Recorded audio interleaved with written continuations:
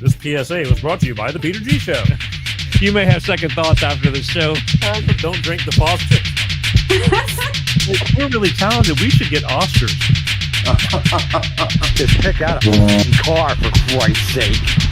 No, hi, my name is Peter. Yeah, I want. Here's good. Yeah. Adam Perry. I need to get back in the genie bottle. Louis from Pennsylvania, you're on. He likes it.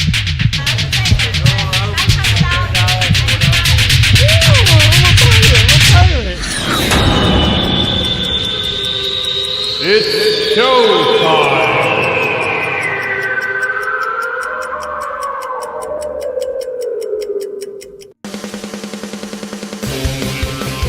Peter G Show, Peter G Show, divorced dad, single dad, divorced dad, single dad, Peter G Show. So you are saying that you do kill them, that they are killed? তখন police না খুঁজে পেলে তখন CID দপ্তরে তখন তোলপাড় হয় তখন মেরে ফেলে দিই আমরা So you kill girls? Do you have any idea how many? ইহা বলতে হিসাব তো করি না 400-500 মতো So he's saying that he's responsible for the death of at least 400 young girls. There are people who are going to be wondering why you would admit to me that you have been involved in or have sanctioned the death of 400 young girls. Why would you tell me this, and why would you tell the truth? Are you telling me the truth? সত্যি কথাটা বলছি So will you carry on killing young girls to save your own skin? হ্যাঁ প্রবলেমে পড়লে তখন মারতে বাধ্য হয়ে যায়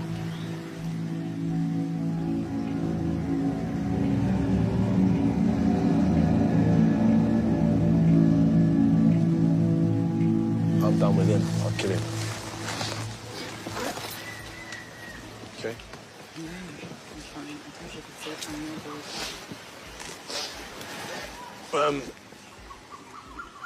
As you can tell, we are both completely shocked, as I think are the crew. I really have seen some and heard some things, witnessed some things at the time that we've been doing these films, but we have it on reliable source, from more than one reliable source, that this man is what he says he is. And the shock has gone through everyone here, that somebody could cold-bloodedly kill 400 young girls to save his own skin, and says it's either them or me, and that he's prepared to carry on killing.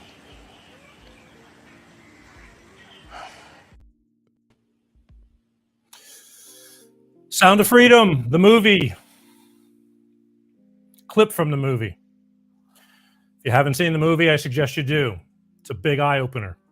A lot of people are asleep, don't realize all this stuff that goes on in our lives right outside your door, and you don't have a clue. I suggest if you haven't gone and seen it that you do, make a difference. At least be aware of something that's as horrible that's going on in this country, in other countries, all over the world. We need to start really putting a stop to these things. How the hell is everybody? Wednesday, Life of Peter G, the Peter G Show. I'm glad you're here. August. Bye-bye, July. I go for walks in the evenings. I'm more of a night person than I am a morning person. And already it's getting dark on me when I'm starting to walk and get back from my several mile walk. It's the sun's going down quicker, folks. Can't wait till we start getting into bitch mode about the time change. Or are they going to change it? I don't even know what's happening with all that. Anyway, I hope everybody's doing well. Wednesday. Got a great show tonight. I do. Tonight, we are going to talk to the mystical matchmaker, Miss Marla Martinson. She's on the show tonight. Spiritual life coach, award-winning author, matchmaker, energy healer, and intuitive. So she's got this wild, crazy combo of stuff going on. So if I get a little bit sidetracked and jumping from one thing to another, well, that's just one of my normal shows. But I got a lot of questions for tonight, so I'm looking forward to it, okay? And I'm sure you will be too, because I've been getting a lot of feedback through the week. Speaking of feedback, last week's show, when I told my story about my daughter's dog and the cost of pet health care and all that, I hope it made a difference or was something worthy of you listening to. I did get, hey, Pete, hey, Paul. Sorry, I'm already getting the hey. Here we go. Sidetracking doesn't take long. I hope you got something out of that show because it really hit close to home. And again, even today, these last 3 days, I'm watching somebody that was actually on the show previously about 3 years ago, going through the same thing. It's a daily event with anybody who has pets. Can you afford to take care of them? Really weird on, I'm going to talk about it one day, but on LinkedIn, I got a hater today. She did not like me telling the story about Gus. She said, I'm full of myself. It wasn't my story. It was a story I was conveying, but she got pissed off. And then she watched, because I split it up into 5 pieces, into 5 shorts, because it was a 15-20 minute story. And then so through the week I split it up into part 1, part 2. So she's a headline reader. She jumped in somewhere, just caught a piece of it. She watched it, and then she got mad at me to tell me that I wasted her time. It's like, you can get your money back. I didn't tell you to watch it. And then she watched part 2. She goes, oh, there's a part 2. And I did not want to answer her to tell her there's also a part 3, 4, and 5. And she's a psychotherapist or a therapist or something like that. And I just really wanted to let up on her because I've known some therapists that are crazier than their own patients. And you're paying money to these people. And I think I found a new one. Then again, she might be in love with me, and that's her way of showing her love, telling me how I suck and I got a big old ego. I don't have an ego. I do have pride, but I don't think I have an ego. I've never been. I'm very aware of how good and not good things are, but just had to slip that in because I thought it was a pretty good story. At least I thought it was, talking about things that are so close to you, like your pets. But apparently she didn't like it. I got to see what her husband has to say about it. Oh, I don't think she's married. Shocking. Anyway, just had to get that off. It's good to let off steam. It's not even steam. It just blows my mind. I realize you can't please everybody. I say that all the time on this show, but Jesus, what the hell did I do? I woke up to this like she's bashing me. It's like better than nothing, I guess. At least I want to thank her for watching, though. I bet you she'll continue to keep on watching and just tell me how horrible I am. I'm a horrible man. Horrible. I want to tell you about next week real quick. Next week, we're going back in time a little bit. I had this woman on the show about 2.5 years ago. Laura Wellington. She was an author. She had a book called Careful What You Wish For. She wrote about her journey with her husband going through cancer and passing away. And she was on about 2.5 years ago. Well, I decided to catch up with her again because I follow all my guests still. And a lot can happen in a couple of years. Things change, priorities change, this and that. So she's kind of diversified herself. She's not only an author, she's a blogger, commentary writer, a lot of changes going on. And she's trying to fight the good fight. She realizes our country's in a lot of trouble. And I'm going to have her back on the show. I want to catch up with her. So I want you to be here Wednesday, August 9th, right here with author, blogger, journalist, commenter, writer, Miss Laura Wellington is going to be on this show. She's very well versed, and again, I anticipate some interesting conversation as she has expanded the things she cares about to talk about, and she does it publicly on a journal every day that goes out, and I think it's called Western Journal. So you're not going to want to miss that. Again, I thank you people who tune in and watch as yourselves who are watching now. But please, please, please go to YouTube and hit the subscribe button. They're killing me over there. It's the ongoing battle. I need you to just go hit the subscribe button. It's free. Just Google YouTube, Peter G Show, hit subscribe. Boom, done. And for those of you who love to watch the show and sometimes you're busy, I totally understand that too.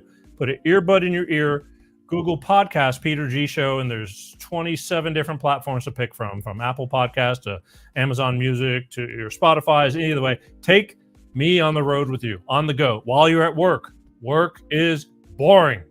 Can't say that enough, except for my job. I love my job.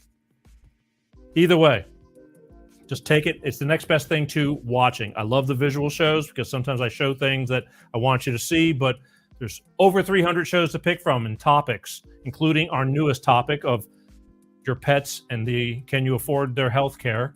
Never had one of those, but lots of good stuff. Everything from alcohol abuse to psychic mediums and matchmakers. So I want you to do that. Thank you. And I can't thank you enough for all that. Okay, where are we at? I got you. All right, here's what we're going to do.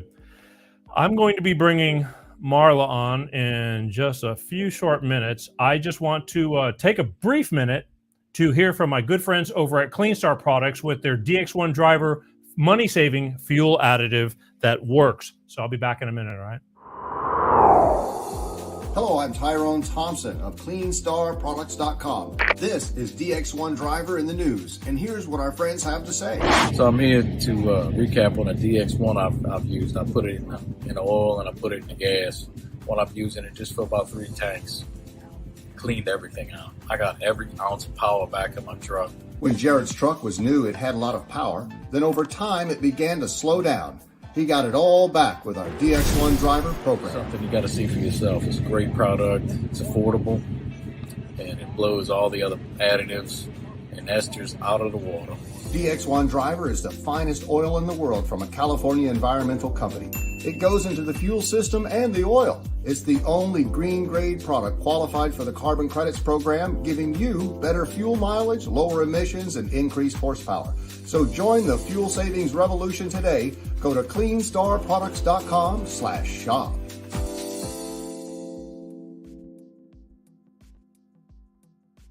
That's right. Clean Star Products. Let me tell you, folks, they actually have something that works. Gas is expensive. Cars, ridiculous. They're tools. Take care of your car, and your car will take care of you and save money. Get more fuel mileage, better horsepower, better, what do they call that? Emissions, cleaner emissions. Whoops. Having a mind block. If you want to talk to these guys, they're really good. Contact Clean Star Products at www.cleanstarproducts.com. Give them whatever questions you have, but all I can tell you is they got a product that works, and they know what I do, and they still sponsor me. So who's got it better than me? All right. 2 more little quick things, and then I'm going to bring Marla on because we got a lot of stuff to get to. But I want to say I'm kind of saddened by Pee Wee Herman leaving this earth or this frequency or whatever. He was just corny enough and wild enough to keep you entertained through the 80s and 90s and all that kind of stuff. And it always saddens me when somebody goes, in my opinion, before their time. He was just 70. But then again, I guess it was his time to go, just not in my perception. But, he just passed away a couple of days ago. And one more thing, TikTok, my beloved TikTok. I finally got somebody cloning me. And please be careful. I want you to subscribe to my TikTok, but just look at, there's only 2 right now. One's a clone and one is me. And the clone, I mean, there's none of my clips are on his page, but he uses my picture, my name, and all the text and everything like that. Please don't fall for that one. I don't know why they choose to do this stuff, but I guess I'm kind of honored that he chose me. But lucky me. But either way, but go to TikTok. All my short clips are up there. That's where I do a lot of short clips. You don't see them on YouTube, but just be careful when you go on TikTok. Don't hit the wrong guy. And if anybody contacts you from TikTok saying, "Hey, it's me," it's not me. It's not me. I don't have enough time to breathe. Never mind contacting you. And if it sounds kind of weird, it definitely is. Well, it could be me. No, it definitely isn't me. All right. Without further ado, I am ready. I know Marla's waiting in the wings, chomping at the bit, because she knows that I'm going to have tons of questions for her that, I don't even know what they are until I start getting at them. But ladies and gentlemen, without further ado, I want to introduce you to the mystical matchmaker, Miss Marla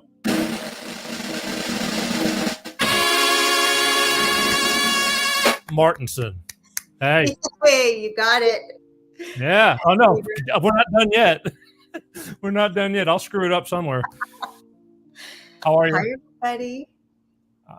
Everything is great on my end. I'm really glad that you've been very. If I asked you to do something, prior to the show, we got it done. We knocked it out, and everything, like clockwork. And I thank you for that. Sometimes it's easier said than done. And we are on the full moon. The full moon was last night, so we still got that energy going. The what is it? The sturgeon full moon. Is that a good thing or a bad thing? Yeah, I love the full moon. It's a lot of energy and it's a great time to do manifestations. You can release things. You can do your little rituals, go out and just put your crystals out, charge them up under the full moon, charge yourself up under the full moon. I love it. Okay, because I've always been, well, not always. Again, I've only have gotten into this whole thing over the past since 2015. That's basically, and a lot of people tell me full moon creates a lot of havoc. Is that true? Yes. Also, well, my mother used to work in retail years ago, and she would say, "Oh, she knew when it was a full moon by the weird customers that would come in, the weird things that would happen." Also, emergency rooms. The doctors have said that they have a lot more, maybe people coming in, gunshot wounds, whatever, or just they're busier. A lot of crazy things happening, and that's where you get the word lunacy and lunatic, and from la lune, the moon. And but it has a big pull on us, because if it can move the tides, the gravitational pull, we're mostly made of water, and so it affects our bodies too. We are part of this universe, and so there's some effects. But I like to really bask in the beautiful positive effects of the moon. Well, that's what I mean. What are the positive effects? Because all I hear, I'm seeing Alana right now is commenting, "A full moon makes my job crazy."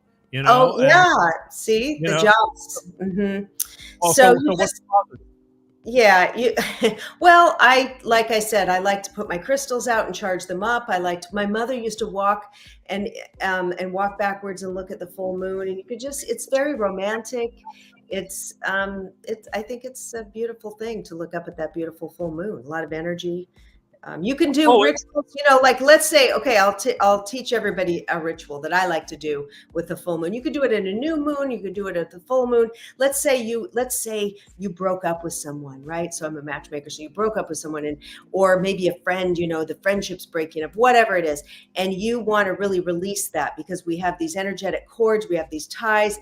For example, if you're thinking of someone, the phone rings and it's them, or they show up, this is because we're all connected. It's all energy. And so we really want to release that sometimes, or an old job, or something that we've been thinking about, or a difficulty in our lives. So I like to sit down and I'll put some crystals around and, some candles, and make it really nice. And then I'll take a little piece of paper and I will write, could be the person's name, could be the situation, whatever. And then I will take that paper, and you can make up your own prayer, a little poem, releasing whatever you want to say. Maybe, thank you for this time together. I release you to your highest good.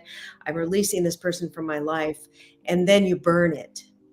And it's happened to me before when I've done that, and the person will call me because they can feel it, right? And I've needed to maybe just release the romantic connection, or release some kind of energetic connection, or anger, or hurt, or misunderstanding, or a situation. And so you can do that under a full moon. I mean, it's endless. It's definitely a beautiful moon. I mean, this moon that's out right now, I mean, it's huge because it's very close to the Earth, one of the closest spots. And it's big, and it was beautiful, and will be again, I guess, tonight too, hopefully, if the skies are clear. But I don't know. Again, I always get a lot of yin and yang with all this kind of stuff. But I want to back it up, because again, I'm getting way ahead of myself, and we just got started. I want you to take a minute and just tell everybody a little bit about yourself, how you started, what exactly you do, and then we'll go from there, because I want to get everybody acquainted with you, because even though we talked, I know I got these people. Right. Where Well, I'll condense it down as much as I can, because I've had a lot of years.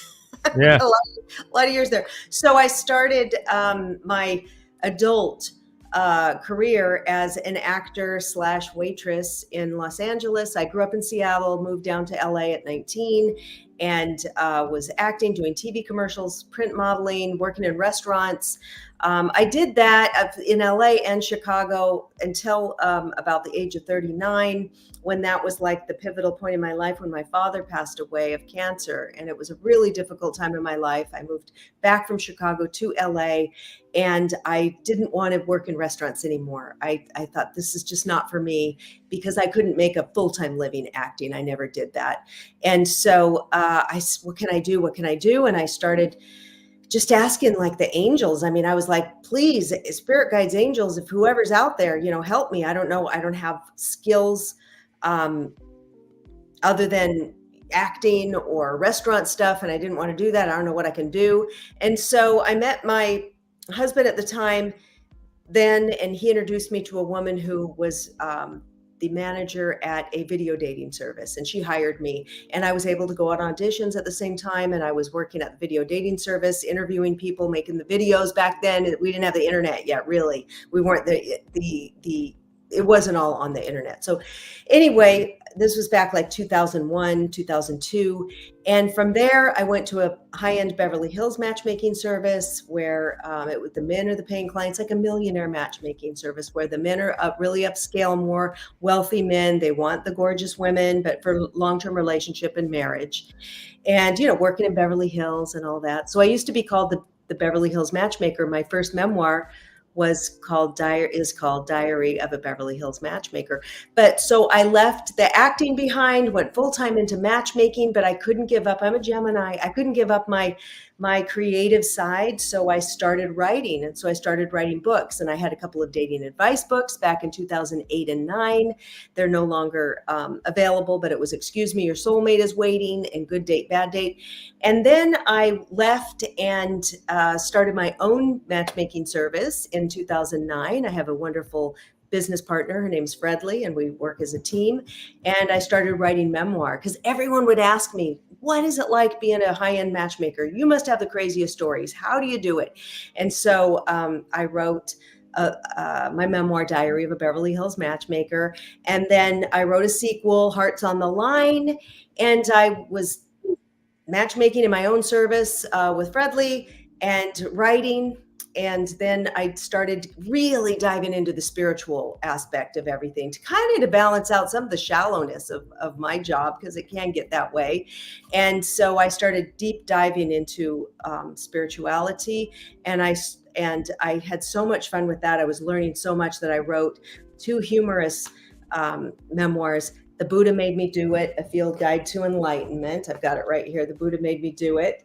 It's nothing to do with Buddhism. You'll find out the story of a specific Buddha that led me down this rabbit hole here, and as Buddha statuette, and then The Magic Seeker, which is my latest one. And it's chronicles different things I've tried, relationships, matchmaking. It's all in there, and funny.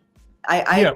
Wait a minute, because okay, I get that you got a long history and you're big on the whole matchmaking thing, but how going from matchmaking to saying that you're intuitive and healer and stuff like that's a whole different ball game. Where the hell did that come in from, and how?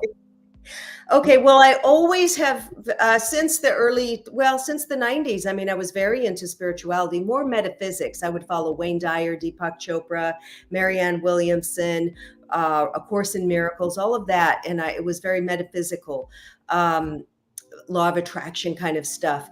And then when it was 2011, was it 2011, 12, something around there. My husband and I moved to the Valley from Hollywood, and my friend Julie lived it was a coincidence. She's a celebrity ghostwriter, and she lived a few blocks away. So we started hanging out, and I liked all the spiritual stuff, getting card readings and stuff. And I didn't know that she did, and she did too. So that was interesting. So putting that on the side, Julie there. So when we moved, my husband and I moved from Hollywood to the Valley. And so I was cleaning out, taking some stuff to the Goodwill or Salvation Army. And there was this little Buddha statuette that I just got rid of. A neighbor had given it to me. And he of course he'd notice. He's very like OCD almost. It's like, hey Marla, what'd you do with that Buddha statue? Did you give it away? That's just typical. And why would you do it? I said, well, it was my Buddha. No. And I wasn't going to admit that I gave it away. So I said, no, it's probably in the garage, still packed away. I'll find it. And so I hightailed it out to every spiritual shop in LA to try to, I thought I'll replace it because I've seen those statues around. I'll just replace it and I'll tell them I found it. Whew, I'm sweating, you guys. Sorry. It's hot here in Seattle. It's in the 80s. And so I was looking, I couldn't find it. And he came again, like a few days later, did you find it? And I said, no, but I'm sure I will. So I was like, okay, I Googled, there must be one more spiritual shop that I didn't check out. So I Googled, found a place in Tarzana. It's called the Imagine Center. And I went in, asked, do you have any Buddha statues? They didn't, but the gal behind the desk said, hey, here's a flyer. We don't have any Buddha statues, but we have classes every Wednesday night. You come on in. And they taught how to connect with your guides, crystals, into opening up your intuition. So I called Julie on the way home. I said, I couldn't find any statues, but they have classes Wednesday night. Did you want to take it? And she says, yes. So we start taking these classes at the Imagine Center by the owner. Her name is Goddess Tahita. And she was fabulous. We loved it so much. We were learning about crystals and spirit guides and intuition and chakras and all this stuff. And so I started getting certified in crystal healing. Then she said you could get certified in Reiki to go with that. So I looked up Reiki. I went and got attuned to Reiki. It's an energy healing modality. And then Julie and I, after there were no more classes at the Imagine Center, we started checking out every hot spot in LA. We were learning about pendulums and candle magic and every spiritual modality. And I started collecting more crystals, and we're doing full moon rituals, and we're doing everything together. And Julie, who's a writer, she says, Marla, and we did some crazy stuff, right? We tried everything. And she says, you should write about this. You should write about our adventures and the things that we've tried. And so I started in on it right away. And then I did more things for the book. Like I even tried some crazy stuff for the book. And so you got to check that out. And then okay, go ahead. Hang on, because hang on. Okay. I can go out and I can buy crystals and, I'd rather buy a sandwich. But the thing is, and I can do all that, but that doesn't mean I'm going to be an intuitive. And, you know what I'm saying? How did you get to where you're saying, okay, I got something and it's working? Mm-hmm. So, being attuned to Reiki was a big game changer. So when you were attuned, a master attunes you with these symbols and you're doing this energy work, and that does open certain people up often to getting messages from spirit guides, becoming more open that way. I was doing a lot of work. And it's not just having a crystal, but what do you do with them? What are they each for? Even working with the pendulum. So I've got a couple of pendulums here. This is my first pendulum, you guys, from back in 2013 that I bought, and it's an amethyst pendulum. And then I graduated to this big daddy here. It's called an etheric weaver. Look at this beautiful thing. But so working with a pendulum. So if I want to tune into myself, if I say, am I asking things about myself? Now I used to get these scares, you'd hear about somebody, a woman that got breast cancer, and then I'd have a pain in my breast. So I'd say, do I have cancer? You guys might be laughing about this, but really, like, I'd freak out, and I'm like, do I have cancer in my body right now? And look, it's starting to move. It's going, no, see, I'm not moving that. It's just going, okay. No. Because it's connecting to my higher self and my energetic body, and the answers coming from within me. So it's coming through. But I asked you about this yesterday with this pendulum thing. Because let me just back it up, because I'll tell people that yesterday I did a pre-interview with Marla, and I were talking because I've seen some of her YouTube clips, and she has this pendulum, and I'm saying, you're saying you're not moving your hand, but your body's in constant motion, and what's to stop it? Because here's the thing, I know that whoever's watching this right now there's a lot of people that are going to call bullshit or be naysayers because they don't understand, and or the fact is that it's like, what's to stop my hand from making this pendulum move? And that's why I'm saying it's like, how do you explain the difference and to say like I'm seeing things or can tell and know things that most people, that only the person you're talking to would know. Okay, with a pendulum, so look, so here it is. I'm holding it, right? It's not moving. Then I can ask. Let me see. Are bananas healthy for me to eat? Is that okay for me to eat? Okay, look, it's starting to move. I wish I had one more. Going to a yes. And I'm not moving that. So see, so you can hold it absolutely still. It's not going to move. And then you can ask a question and it's going to start moving. You could try it yourself. I mean, it's energetic. I'm not doing it really to do answering other people's stuff. I like to answer about myself. I can tap into other people for them, but I find it's more accurate to tune into my own energetics and my own body with the pendulum. But I mean, the thing is about intuitiveness and healers and blockage and all that kind of stuff. I mean, you talk to people about all that stuff, don't you?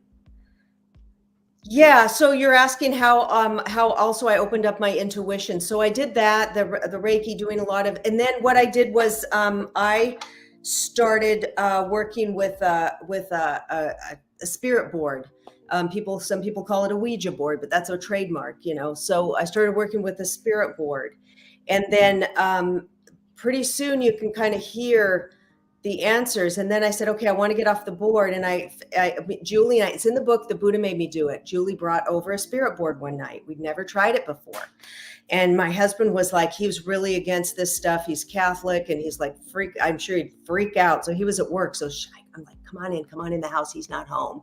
So we go into my room and she's got this beautiful big spirit board and we sit on the ground and we put some crystals and little saints and candles and all that. And so she had a little game piece, right?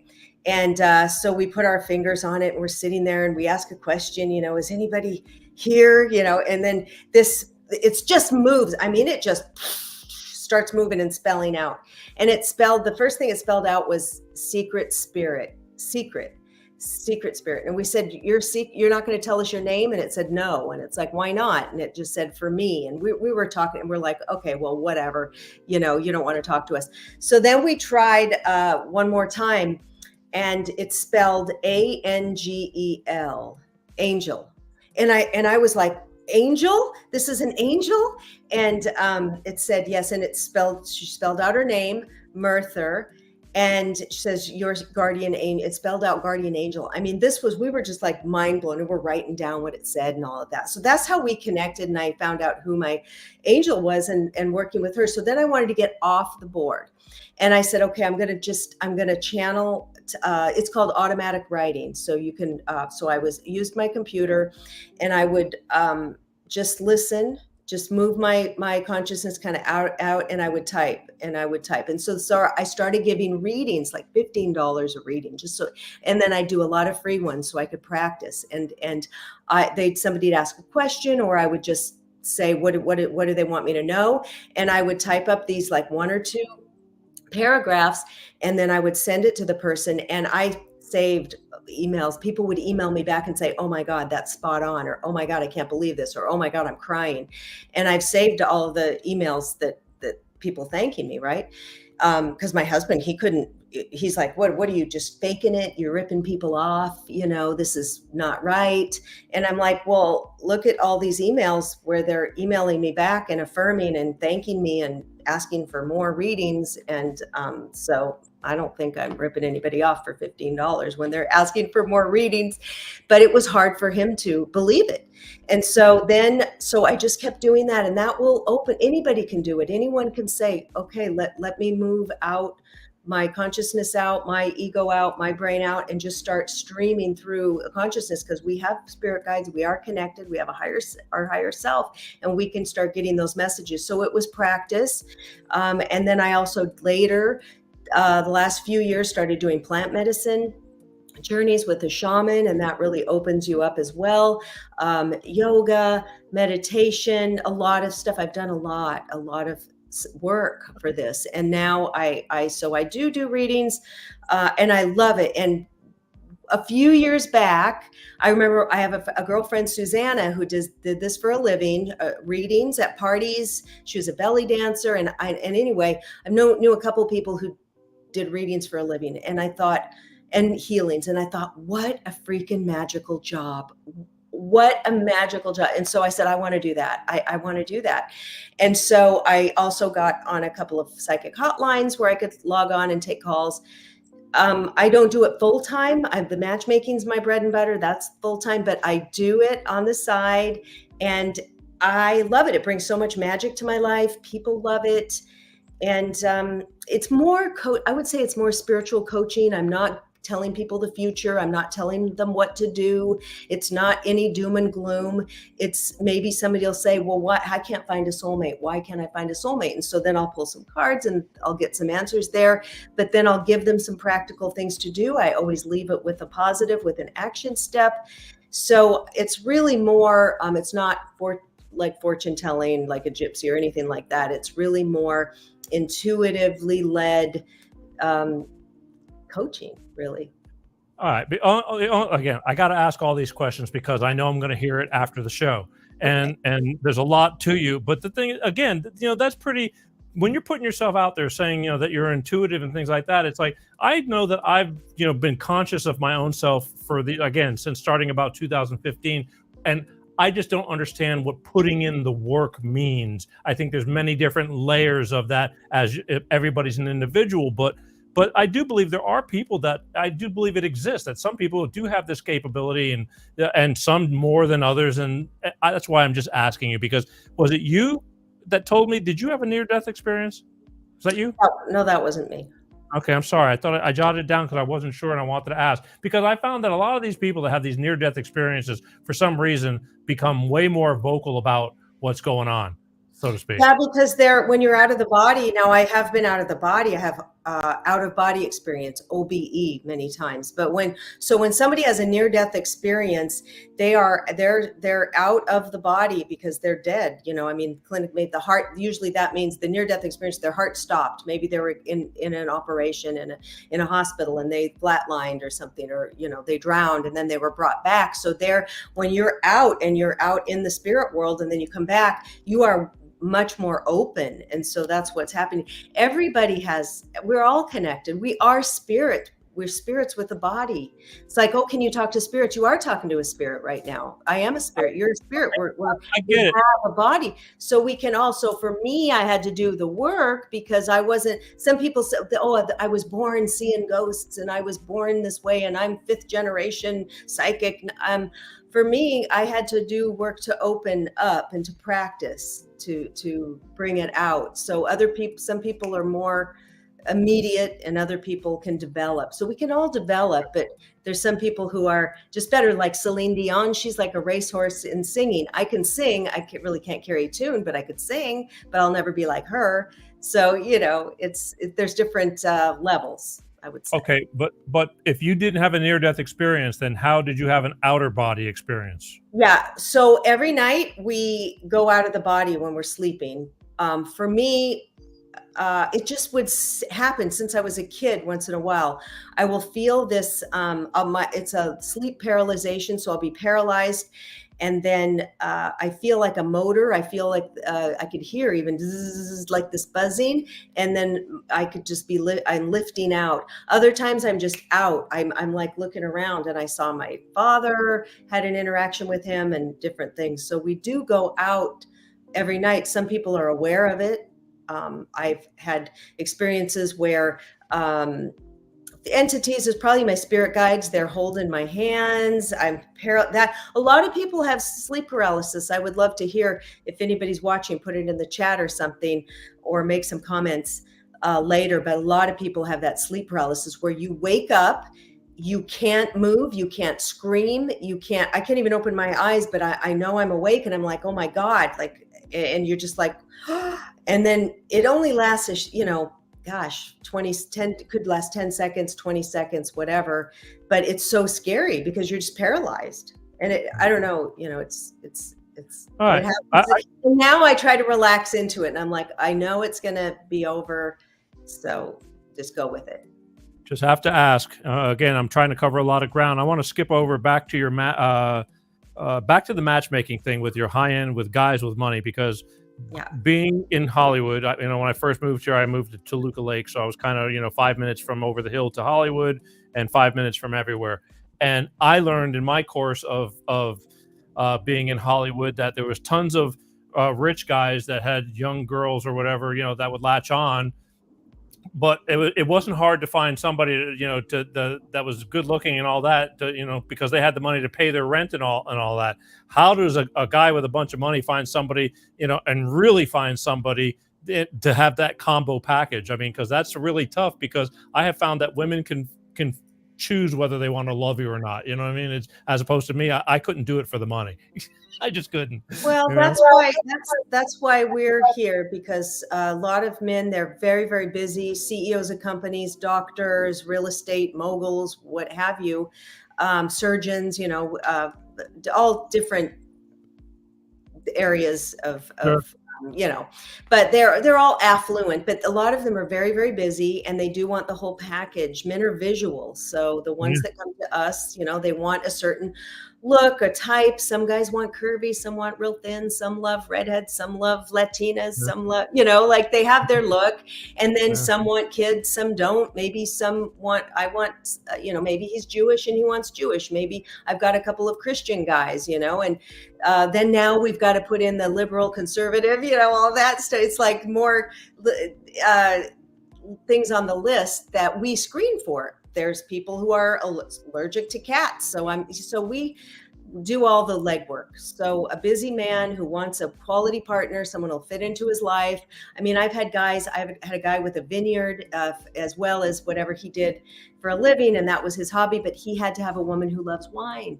And some women don't drink. So there's a lot of factors that go into it to find a great match. And then so we're looking for the age range, kids, location, possibly religious background. Do they drink? I have a guy right now, he's an avid golfer, and he wants a woman who would golf with him. So we do all of that. And if a man who's busy had to go maybe online and look through all these attributes and qualities and screen, it's just, they don't have time. So it's more of a luxury service, like people who maybe they have a housekeeper. They could clean their own house, but they're busy and they have the money, so they hire somebody to do it. So they're outsourcing their dating life, hoping to find their soulmate to settle down with. Wow. Yeah. No, again, it goes because I found that guys with money in Hollywood, I mean, I remember seeing, overweight Japanese guys with these really hot girls, because they had, there was a lot of money involved. And I found that just women could accept men are visual, they are, it's sad, but true. But then again, after a while, you want what's inside as well, too. And that's you're asking for a tall order. I mean, because everybody there's a lot of give and take, but women are a lot more forgiving to the way guys look, I think, than guys to women. And I'm going, thinking to myself, so what's the success rate? I mean, do you follow up with these people, or do they just kind of move on? It's a lot of hit or miss. Over the years, I've been doing this over 20 years. So I've had many, many marriages over the years. And sometimes, I mean, actually about 6 months ago, I got a inbox in Facebook. And it's this woman, she sent me a picture of her and her husband. And she says, Marla, I don't know if you remember me, but thank you. It was like 15 years ago. I matched her up, and she says, you never gave up on me, and you matched me with this, I didn't know they got married. Sometimes they'll tell me I was invited to a wedding before. Sometimes years later, I get an email. What I love is when they send me a picture of their baby that they had. So it's both. They'll maybe go off into the sunset and I never knew about it. Usually with the guys, I mean, we know if we got them into a relationship, but sometimes maybe they won't see each other for a while and they get back together. And they're like, oh yeah, we dated for a year. And some of them come back and re-sign.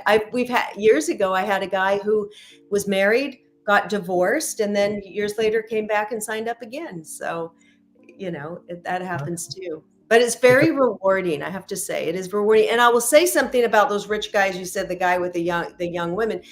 Yeah, we don't do that kind of matching, but that is in Hollywood and stuff, of course, happens. And the women are often open because there's billionaires, guys with private jets, hundreds of million. They'll be willing to go to dinner with a guy like that because it's intriguing. They may go on a few dates, but rarely does it go the distance because the woman has to be attracted as well. And maybe she still wants kids and he's a lot older. So when you see that, it doesn't mean that they're matched up for life, or it could be just a date for that night too, because they're intrigued about it, or I see this. Let's take Match.com or something. I mean, not from what you do.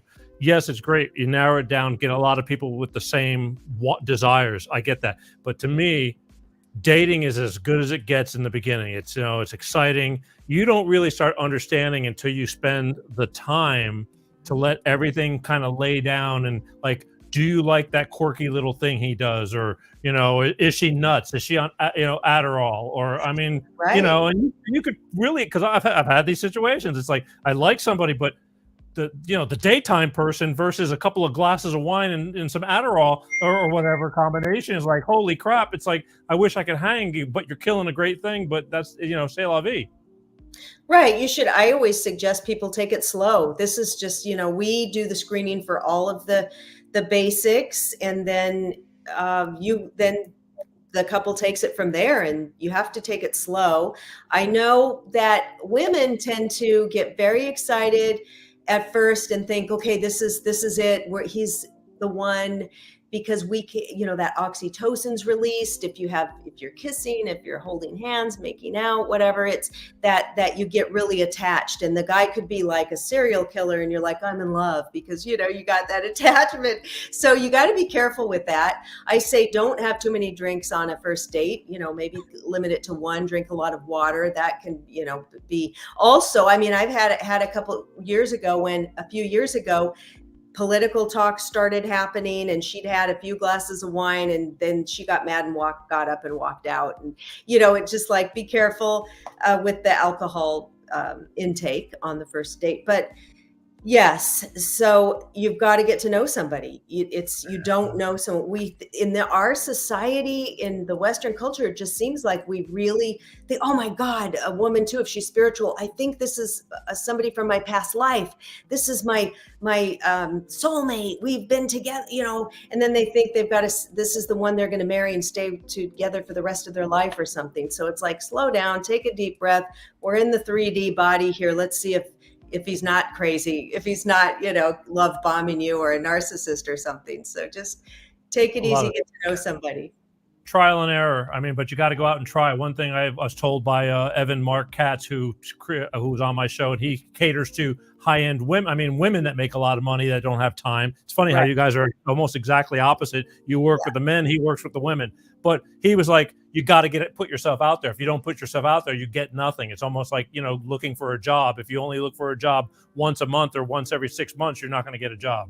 So, I guess you have to go out and, put your toe in the water and keep trying until you finally find that combination that works. I want to jump around. I got to keep moving, unfortunately. I'm telling you, it's a 3-hour show with you. I already know, but we can't do that. We can do part two. Yes, we can. Yes, we can. I want to talk real quick, because then I got something I want to do before we close up the show. I want you to tell this new book you have, the Magic Seeker. What's that all about? I mean, what led you to even name it the Magic Seeker, and what got you to that? Okay, after the Buddha Made Me Do It, which chronicles a lot of my spiritual and adventures,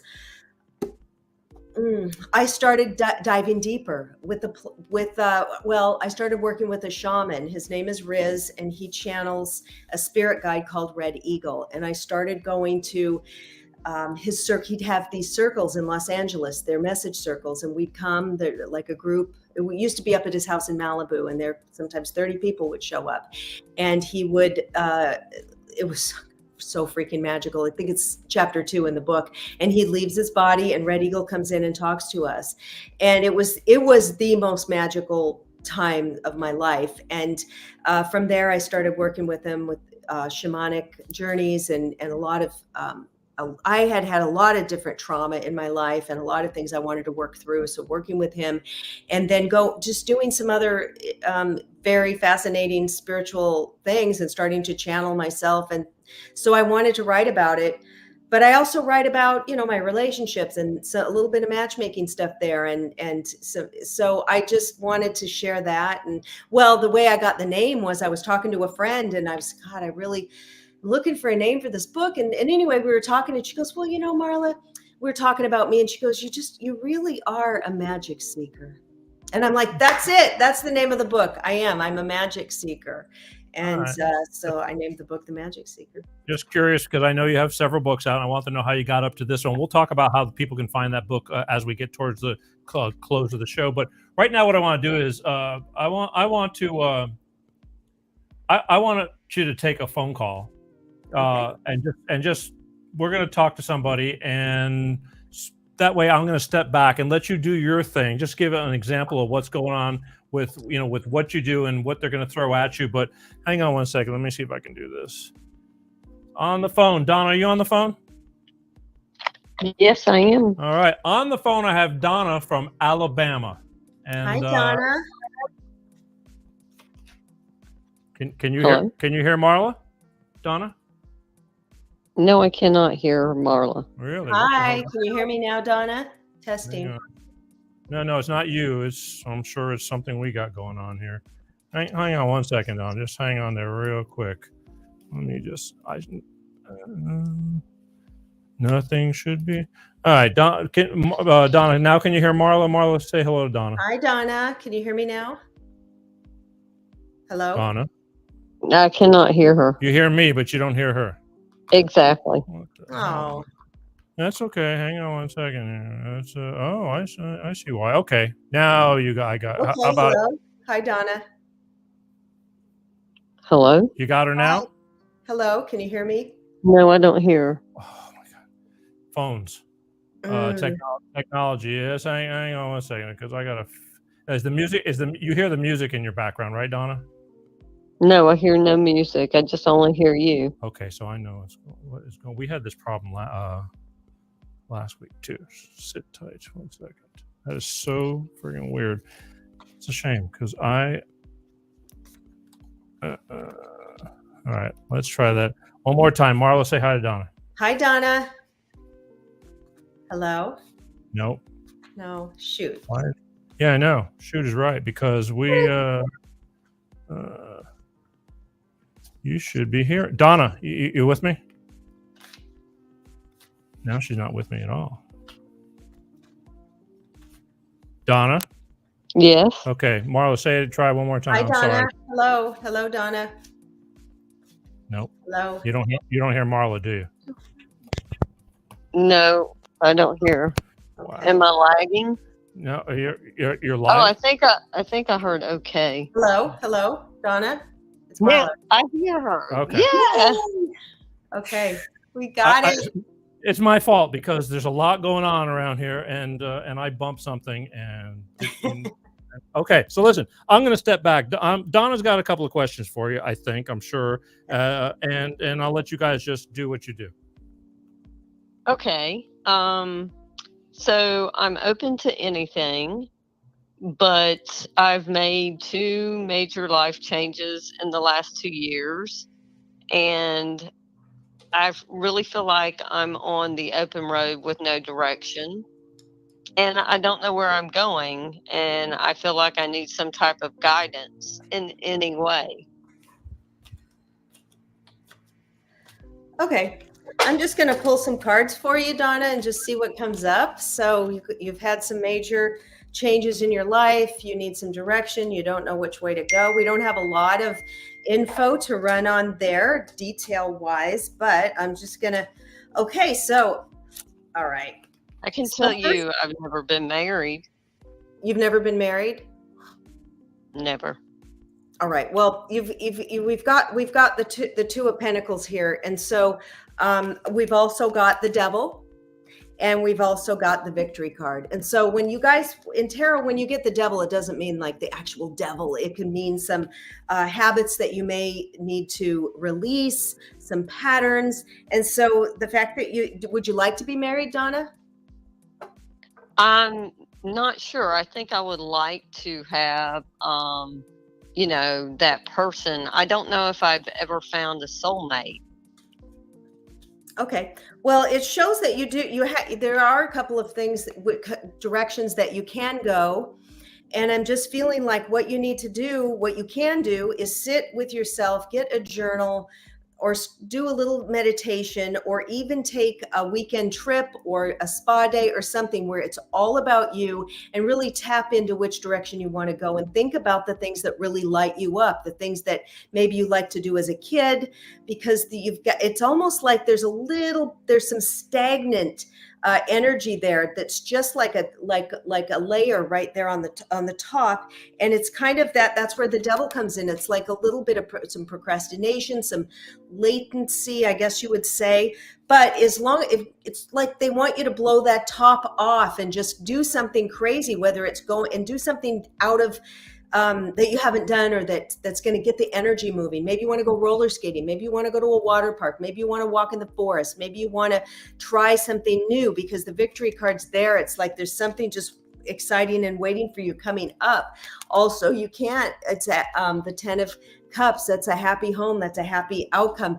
Feels like you need to get out and open yourself up more, and that's going to happen. So it's really up to you just to do some new things, unstick yourself. Also, I'm getting some clutter. I don't know if you have some clutter in some cupboards or closets. Just they want you to get some clutter out for the fall. I moved and I have moved and made a large move, and everything is like in storage, and I just have a lot of responsibility, and I'm unable to handle everything with all the responsibility on my own. Yeah, but you can take it slow, and then I pulled an oracle card, Spirit Guardian of Autumn, and I just said they want you to do this for the fall, and it's the autumn card. It says letting go. And so letting go, there's some things that you've got in storage. There's some things that you could just let it go. It's like at this point in your life, you don't need to hang on to some of this stuff. It's going to lighten everything up energetically. And and the meandering pathway comes up, flow. So they want the guides. When I say they, it's like your spirit guides are just saying, just let it flow. And it feels like a very heaviness on you. So slowly, even make a list. Today, I'm going to go through one box. On Saturday, I'm going to do this, and just slowly, you can listen to a podcast, you can listen to music and dance while you do it. They want you to have a little bit more fun and lighten the load, and things are going to appear for you, some opportunities, and love is definitely there if you want it. They just are suggesting your frequency being raised, and how that's going to happen is lightening up any clutter, extra stuff that you have, and doing fun things and trying new things. All right. I hope that helps, Donna. That is kind of spot on. I do need to get out and do fun things. So yes. So what's your action step? What fun thing? Do you have any idea of what you'd like to try? One thing? Well, it's funny you said roller skating, but unfortunately I'm not able to do that because I can't fall or break a bone. Okay. So that's my favorite thing to do. Second favorite thing are like concerts. So concerts would be fun, and the beach is fun. Okay.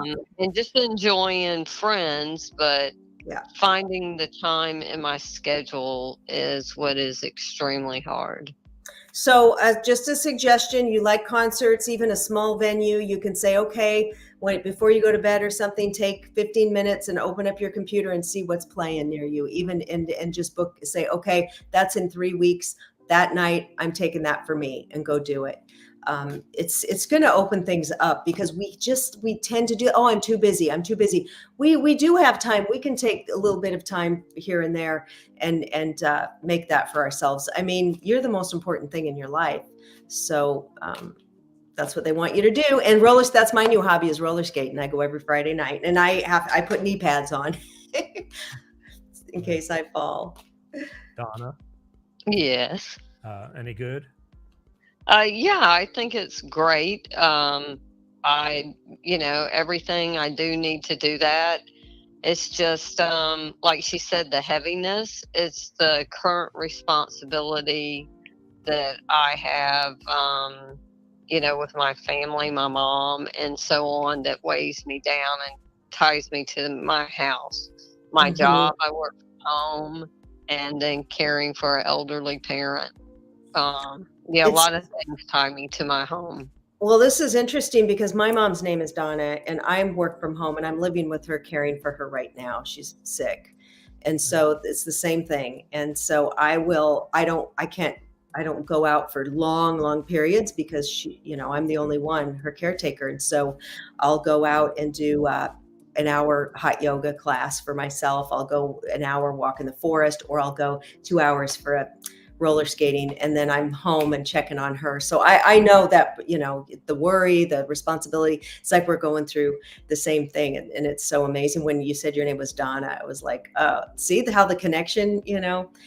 Peter, how we're all connected.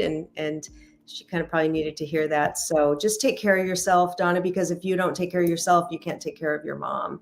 So remember to eat well, hydrate, stretch, just love yourself. And I'm sending you a lot of wishes, taking care of her. There you go. That's great advice, and you kind of hit some more things on the head, the nail on the head. Oh, So good. All right. yeah. Donna, So thank you. there you go. I hope You're it welcome. does some good, Donna, because all work and no play is going to make Donna a dull girl. So. Yep, I'm pretty dull. Oh, boy. Okay, well, you can, again, it's easy to get into a rut. It's easy to be and responsibility is a bitch too, but that's love, and one day you'll be alleviated from all that, as I was told, and I am now. And gosh, if I could do it again, I'd probably do it again, even though I'll rip my hair out, but that's love.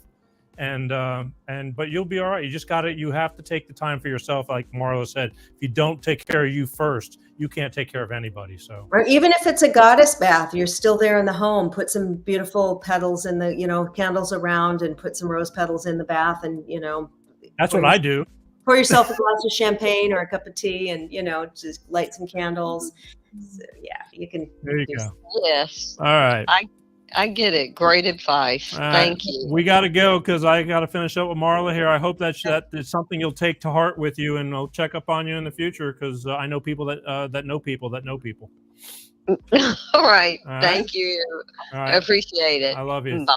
Bye, Donna. Bye. Nice to meet you. Thank you. So, all right, there we go. God, sorry about the glitch. I'm so glad we got her on. What a sweet. Yeah, so am I. I just again, and I did the phone. We check everything before we start, but I bumped something. Hey, it happens. We got it. Yeah, I was. That's all good. Again, it's easy. A lot of people responsibility are getting bogged down. Jobs. People are having to do the job of 3 people nowadays, and the boss looks at you and says, "You're lucky you have a job." And it's not easy, and the world is tough. And then a certain age, the 50 plus crowd, we're having to deal with elderly parents, a lot of us, and a lot of the people that I match, my guys tend to be older, 50s, 60s, and 70s. So the ladies I'm matching are 40s, 50s, and up, and so sometimes they can't meet because my mom has Alzheimer's, or I'm dealing with this, or I have to go back and take care, so they can't date. And so it's a common theme, and so we're just trying to take care of ourselves the best we can, and a lot of people are going through that.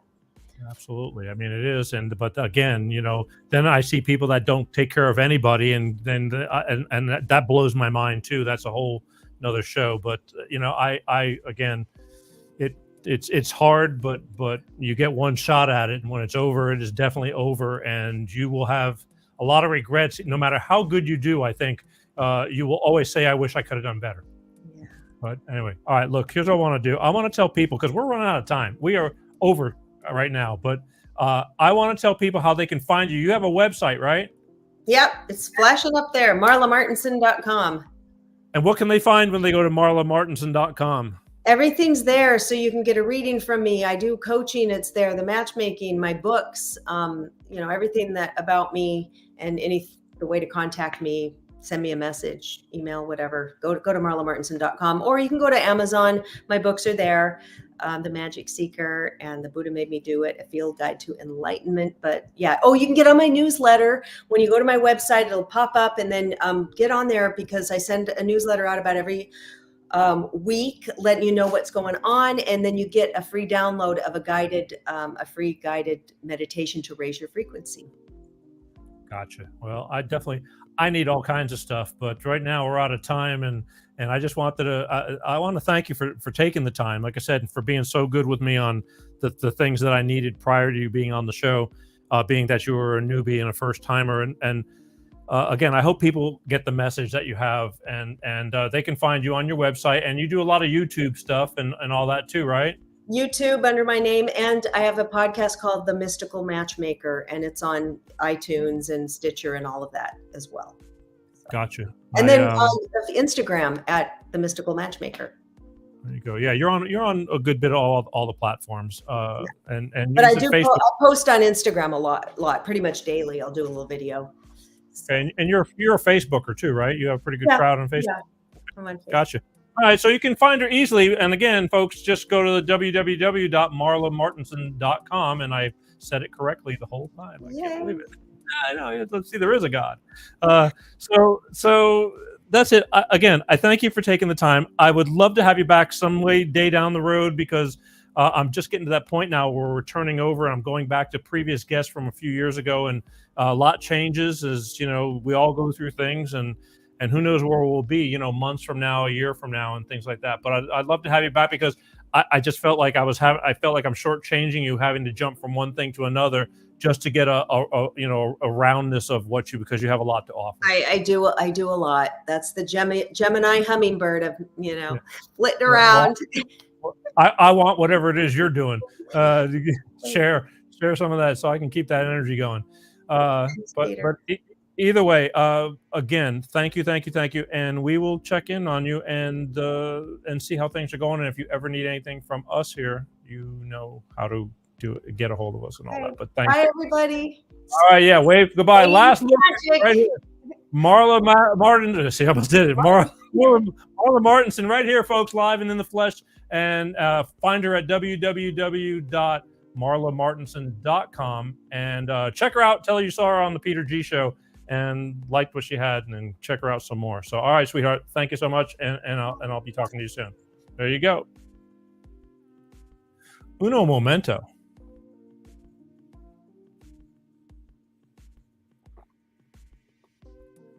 Woo, smooth. All right, that was a lot, and I felt bad because there was a lot in every question that I asked her. Because when you're around, if you're fortunate enough to be on this planet for long enough, you kind of get, you develop skills and you get history and experience, and and especially when you're talking about stuff like this. This isn't just like how you work the radio on your car. You just look on the manual. There's a lot to it. So I had to ask her a lot of questions. I had to go jump from A over to G to to X, and just to try to keep get all that in a in a concentrated power ball of Marla, and I hope you enjoyed it. My name's Peter G. You're watching Life of Peter G, the Peter G Show, God willing, every Wednesday, 6 o'clock Pacific, 8 p.m. Central, and 9 p.m. on the East Coast.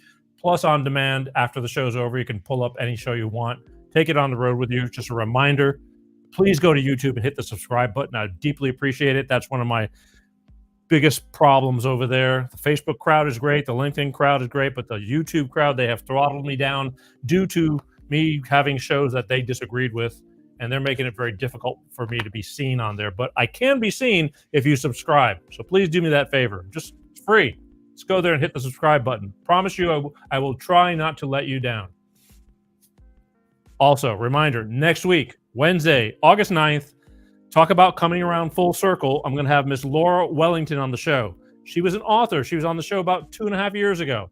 She had a book called Careful What You Wish For. She was writing about the journal about her going through, her husband going through cancer and eventually passing away. And I haven't spoken to her in quite a while, but she has, in 2.5 years, a lot has happened. So she's a blogger. She's a journalist. She writes for the Western Journal daily, I believe, or weekly. A lot of changes. So we're going to revisit with Laura Wellington right here on this show, Wednesday, August 9th. Laura Wellington, author, blogger, journalist, and see what's going on with her. She was, great to talk to the last time. I anticipate that now that we are, cozy, And she's got so much more going on. That's going to be an interesting show because she did not disappoint either. And she's really concerned about the way this country is going, and she's got a lot to say about that too. So next week, August 9th, okay? I want to thank my sponsor, Clean Star Products, with their DX1 driver. I urge you guys to go check them out if you want to save money in fuel economy, cleaner emissions, more horsepower. Take care of your car, and your car will take care of you. They actually have something that works, people. And that's a good thing. And again, they know what I do, and they still sponsor me. So God bless Clean Star Products and their DX1 driver. That's it for tonight. I want to thank everybody for tuning in, and for the loyal ones that are always tuned in, and even for the ones who want to write me hate mail. I thank them for watching me enough to dislike me, and I urge them. I really want them. I'd love to bring these people on the show. I would love to bring it, but they never will. That would be interesting. Because I want to hear it. I want to know. I'm always trying to improve. I just want to share stories and experiences. That's what life is all about, because you're not alone. So, till next time, again, I want everyone to please be kind. Say it every week. Can't say it enough. Our world is crazier than it's ever been, at least in our century. And you don't have to be an ass, but you don't have to take a lot of crap from anybody either. Just take a deep breath before you speak when under pressure, and try to be a better person, because we definitely need a lot more love in this world. It is just insane what's going on, and I'm scared for our children. So please, all right? As always, last time, my name is Peter G. I love you guys, and peace out. Peter G Show, Peter G Show, divorced dad, single